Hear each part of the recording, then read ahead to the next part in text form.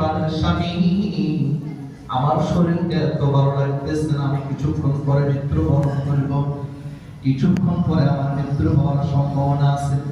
তবে আমার আপনার কাছে কয়েকটা ওসিয়ত, এর ভিতরে এখন হলো আমি যখন মৃত্যুবরণ করব, আমাকে সাথে সাথে আপনারা বাপ বেটা তিনজন মিলে কাফন দাফন করে ফেলবেন।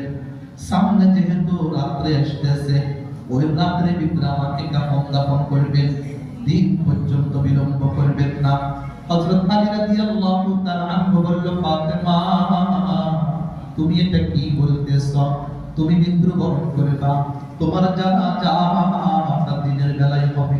রাসূলুল্লাহ সাল্লাল্লাহু আলাইহি ওয়াসাল্লামের যত সাহাবায়ে কেরাম আছে, যত আনসার সাহাবী আছে, যত মুহাজির সাহাবী আছে, সমস্ত সাহাবায়ে কেরাম তোমার জানাজার মধ্যে উপস্থিত হবে।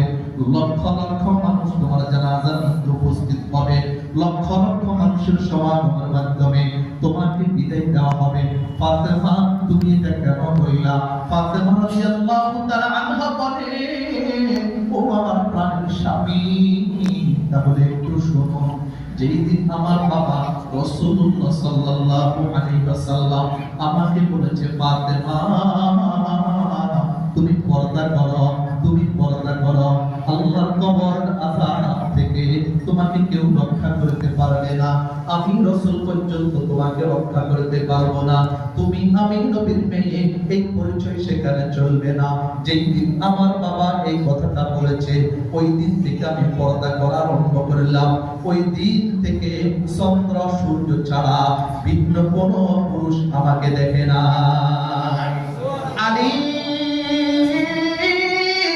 আমি ফাতেমা চাই না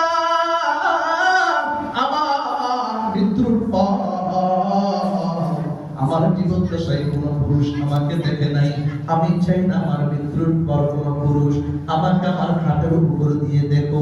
যখন আমাকে জানাজার নামাজ দেওয়ার জন্য নিবে, যখন আমাকে সবার সামনে নিবে, তখন খাটের মধ্যে আমাকে দেখে পুরুষরা বলতে পারবে, মেয়ে নবীর মেয়ে ফাতেমা কেমন লম্বা ছিল, কেমন চওড়া ছিল, কেমন স্বাস্থ্য ছিল। সরাসরি না দেখলেও পুরুষরা আমাকে খাটের উপর দিয়ে দেখতে দেখে বলতে পারবে, আমি আলী এতটুকু আমি বরদাস্ত করতে পারবো না। ফাতেমা রাদিয়াল্লাহু তাআলা আনহা মৃত্যুবরণ করলেন। আলী রাদিয়াল্লাহু তাআলা আনহু ফাতেমার ওসিয়ত অনুযায়ী রাত্রের ভিতরে ফাতেমার কাফন দাফনের ব্যবস্থা করবে। তবে বিষয় হলো, এখানে তো তারা বাপ বেটা কয়জন? আলী, হাসান, হোসাইন, বাপ বেটা তিনজন, কিন্তু খাটের পায়া কয়জন? এখন আরেকজন দরকার।